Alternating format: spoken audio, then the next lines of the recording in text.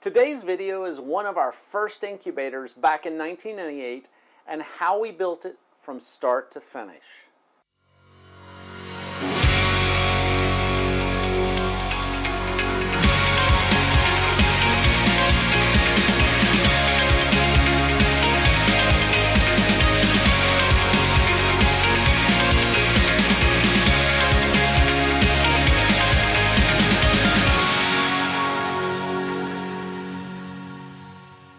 Wow, this is a blast from the past for me.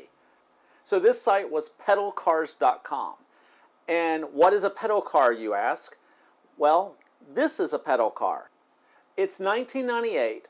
People are slowly moving from America Online, CompuServe, and Prodigy to the internet. Amazon is only an online bookstore at that moment in time. A great friend of mine and one of my groomsmen in my wedding, Greg, contacts me and asks me if I would make an e-commerce website for him. He said it was for a toy site that would sell pedal cars, and I laughed and said that I was in the midst of building a toy site that would sell wagons already. Mine was redwagon.com, but I'll talk about that in another episode. He wanted me to register pedalcars.com. In exchange for developing it, we got 40% of the company. You might think, why did he need me? Why not do Shopify or some other e-commerce platform? Well, none of these existed back then. In 1998, you had to either develop an e-commerce site from scratch or buy e-commerce source code that required a developer to make modifications to it. I bought source code for an Active Server Pages e-commerce shopping cart, or ASP for short. ASP is a technology by Microsoft that uses VBScript, which has many similarities with Visual Basic. It has been since replaced with ASP.NET, but it is still in use by numerous websites still to this day. At the time, it used a Microsoft Access database. During the design phase, I took 3 photos of my then 2-year-old son. One of him holding a credit card, another of him holding a garden hose while wearing a toy fireman's hat, and one of him just smiling. While he was doing the shot with the garden hose, I asked him to look sad, and all of a sudden he had this pathetic, sad face. It astonished me so much that I was in shock and didn't get the photo, so I had to have him to do it again. I edited these photos to remove the background and put them on the site with a random rotation so that each time you came to the home page, you would randomly be shown one of these. Pedal cars were a very popular toy in the 50s, 60s, and started dying off in the 70s. In 1997 to 1998, a company out of California by the name of American Retro had bought the tooling to revitalize this vintage self-propelled toy that, in my opinion, is ageless. Because we had the keyword domain of pedalcars.com, we came up first on any search.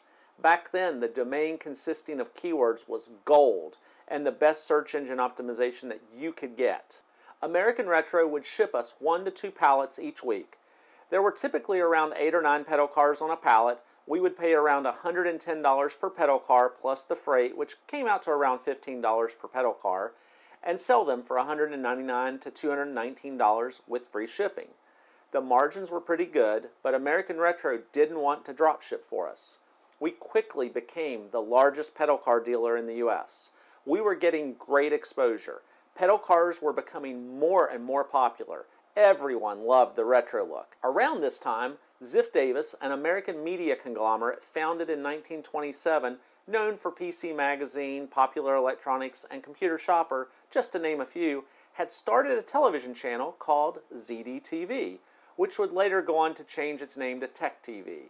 One of the shows on the channel was called The Screensavers, hosted by Leo Laporte, who had somehow ran across pedalcars.com, and they thought that the formula of a happy kid, which consisted of a photo of my son's head with a plus symbol and a pedal car equal to happy kid, was humorous and showed it on their show. The thing about this is, since they were a new channel, they didn't have a lot of shows yet. So they would show their shows at various times, which caused this show to get aired 5 or 6 times, and while it was not a well-known network yet, we saw our sales get a boost. It probably didn't hurt that Leo Laporte was well-liked and was already garnering a following. By 2001, Walmart had started selling the fire truck model, as did Costco and Hammacher Schlemmer, and Hammacher Schlemmer was even advertising them in the Sky Mall magazines and the seatbacks of airlines. Yet not one of these stores surpassed our sales. It was getting too much for Greg, and he wanted out and sold his share to me around this time. A few months later, Parenting Magazine contacted us asking us if we would send them a pedal airplane so that they could do a piece on it. We said, sure. And within a month or so later, we had a full-page photo of a kid in our pedal plane with a reference to our website.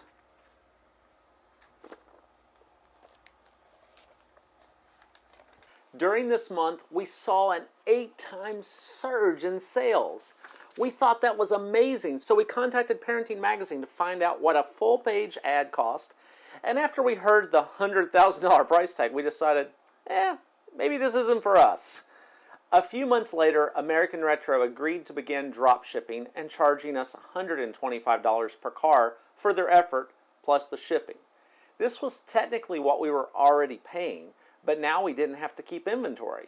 This was great. Our office manager would process orders every morning from the day before so that they could ship. A typical day off-season would entail 3 or 4 cars, whereas Christmas time we would see 4 times that volume. It literally took her 10 minutes per day to process these orders off-season and around 20 minutes or so per day to process during Christmas season. This was an easy and profitable business to run that took little to no time. What business can you say takes you 10 to 20 minutes per day, Monday through Fridays, to run? We took a stab at running ads, which at that time, Overture, which was Yahoo's ad service, was king. Google Ads didn't come about until the end of the year 2000 and was really in its infancy. Ads were a lot cheaper back then than they are now, and they did a little better because the market wasn't as saturated as it is today. We just never saw enough surge in sales from ads to continue to run them. At $200 or more, a pedal car was an expensive toy, so it was a lot of grandparents making these purchases, and once you buy one, you really don't need another one unless you're buying it for another grandchild. So there were very few repeat customers. But once someone saw a kid playing with one in their driveway, they wanted one too. So we got a lot of referrals, and that honestly was our best marketing. Even if the neighbor was embarrassed or uncomfortable to ask, when they did an internet search for pedal car, we came up first every time. In 2003, we decided to put the business up for sale. It had an established cash flow of 5 years. We listed it with the business broker who had it sold within 30 days. A company from the Chicago area purchased it for a nice large sum of cash for us. The president of that company came to North Carolina to meet me and let me show him the ins and the outs of the business. He was a super nice guy, and I would continue to keep in touch with him for the next couple of years.